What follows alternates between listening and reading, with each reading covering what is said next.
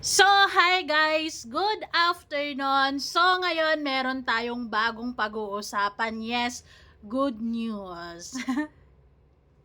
Dahil ang bali-balita kasi ay si Viancy ay magkakaroon na ng sariling channel. O, di ba? Magiging vlogger na talaga ang Farzone. Legit.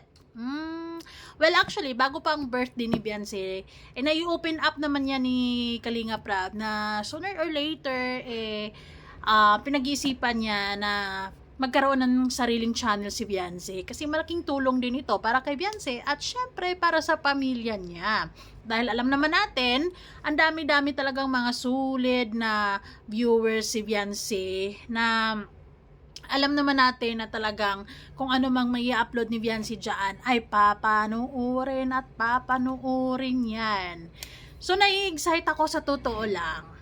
Pero syempre, bago ang lahat, don't forget to support and subscribe Kuya Val Santos Matubang at Iid na Vlog Kalingap Rab at sa lahat ng Team Kalingap. Syempre guys, salamat sa suporta at pagmamahal nyo sa aming mga Kalingap reactors. So yung iba, ang sabi, kaya ba ni Viancy na magiging vlogger na siya?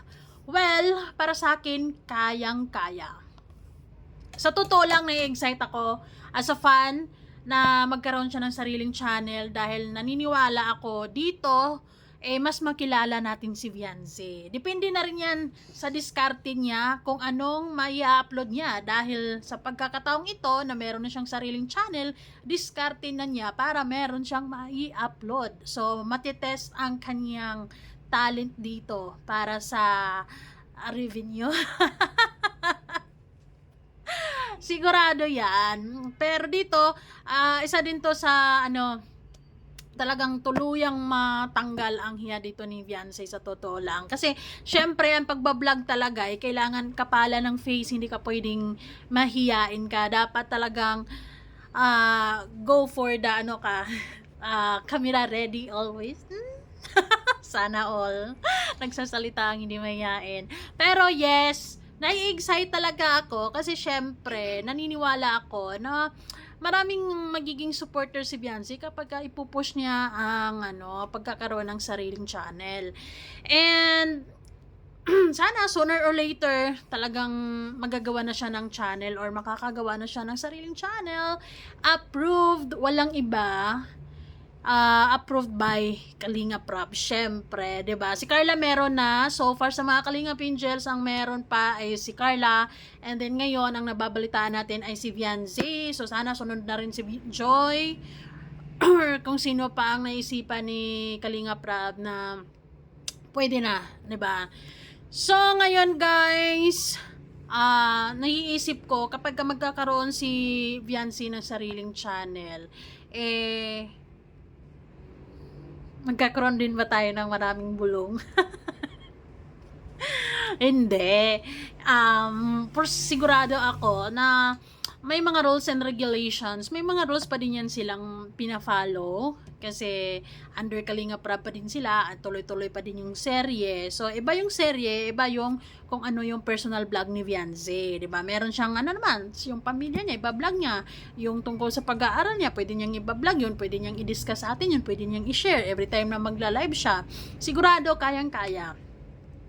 And actually, dahil nakakapag-live na nga rin siya sa TikTok, and nakakausap rin naman niya yung mga fans niya, and nakikita ko sa kanya na okay naman siya na makisalamuha sa mga fans niya, through shoutouts and kakamustahan, ganon. Kayang-kaya talaga ni Viancy yan, guys. At dito sa vloggerist era niya ay marami pa tayong madidiscover sa kanya. At dito matitest yung yung time management, syempre. Kasi kapag mayroon ka ng channel, I believe na nakaka-pressure din yan. Dahil syempre, hindi mo pwedeng pabayaan na lang yung channel mo nandyan. Porket may channel ka, yun na yun. Paano yan kikita kung walang video? So, meron talaga siyang time management sa pag-aaral niya. And then, in between, pagkatapos na ng lahat-lahat, mag-isip din siya ng may content niya.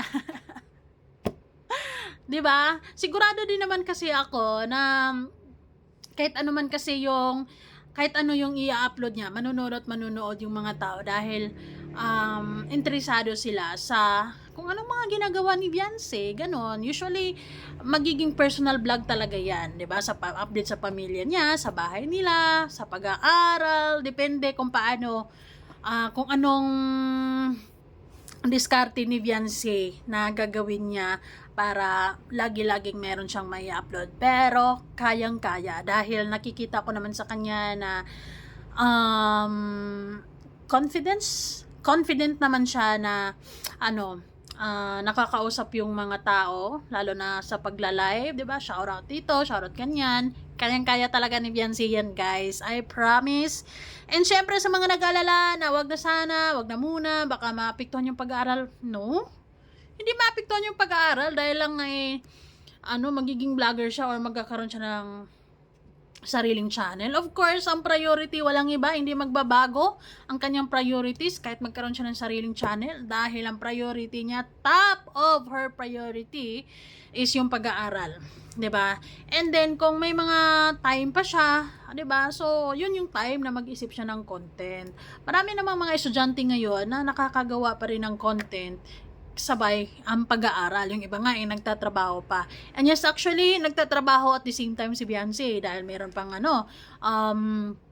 Velvet Box. Tapos, may mga events pa. Tapos, may mga alam mo yon yung sa serye nila, 'di ba? So, it's quite exciting. Magiging busy talaga lalo yung sked niya, pero kayang-kaya niya yan.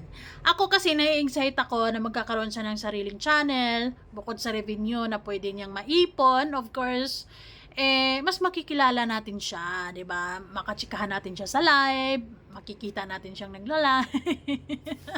Pwede na silang mag-collab ni Kalinga Fido, 'di ba? Pwede na 'yun kapag magkaroon sila ng sariling channel. Sa alala ko pwede nang mag-collab, pero like hindi lagi-lagi. Kiling pa rin yung iniisip, ano ba? Pero yes, isa ako sa mga nai-excite kung ano ang mga posibleng content ni Beyonce talaga sa channel na yan. Marami siyang pwedeng maisip, marami siyang pwedeng gawing contents talaga. And sa haba-haba ng samahan or like alam mo yon, babad na rin naman siya sa mga camera, 'di ba? Hindi na yan na nahihiya pa. Kayang-kaya na ni Beyonce yan. Sanay na siya, used to it na. And ano pa ba? Ayun lang, doon lang ako na-excite. Na-excite talaga ako. And yes, kung usaping itsura, ay of course, physically, kaganda naman na bata na yan. And syempre, basta, kayang-kaya. Sa pagbablog naman, hindi naman kailangan lagi kang nakayos, laging kang maganda. Basta, kung ano yun lang yun. Just be yourself at kung anong kaya mong gawin sa pagbablog, yun, doon ka magpo-focus. And kay Beyonce, dahil sikat siya, di na niya kailangan ng mga niche na ganyan. Naniniwala ako na kahit anong i-upload niya dyan, ay papanoorin. Pero syempre, isipin mo pa din yung quality contents, 'di ba? Quality contents is the key. Kasi habang tumatagal, syempre, mag-iisip ka talaga ng mga contents na talagang isipin mo na papanoorin talaga ng mga tao. Worth it. Ganon. 'Di ba? Ganon 'yon. And napaka-challenging din talaga na magkakaroon ka ng sariling channel dahil syempre mag-iisip ka nga ng content. Si Carla nga nakakapag-live siya. Bihira lang din sa totoo lang, lalo pat nursing yung course niya, nako mahirap. Once a month pwede na, 'di ba? And sa upload niya parang ganun lang din, twice a month. Bihira lang din. Pero carry lang. Mas okay lang din, okay pa rin kasi ayun, hindi naman priority ang pag-YouTube. Ang priority naman, of course, ang pag-aaral, 'di ba? Pero na-excite talaga ako na magkakaroon siya ng sariling channel.